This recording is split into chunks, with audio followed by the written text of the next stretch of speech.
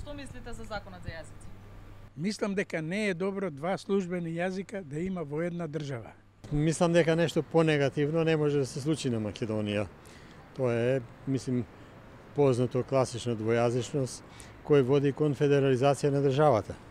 Значи, тоа е наметнување на малцинството над мнозинството. Фактички македонскиот народ, место да ја има државата како основач на државата, он се доведе во ситуација да биде во подредена ситуација.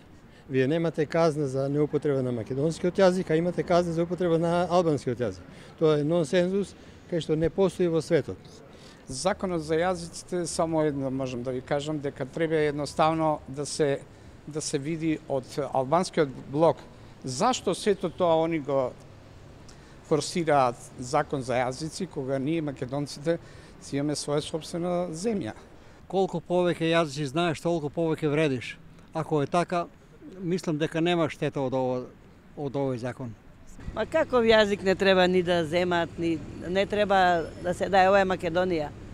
Само македонскиот, ништо друго. Малку е лошо тоа што е донесено, бидејќи е донесено од страна на они кажуваат као 4 партии, од кои 3 се албански и една македонска. Но другата партија ВМРО не е присутна на тоа избирање. И спрема тоа мислам дека не е веродостојна таа одлука. Сметате дека претседател Тиванов ќе го потпише овој закон?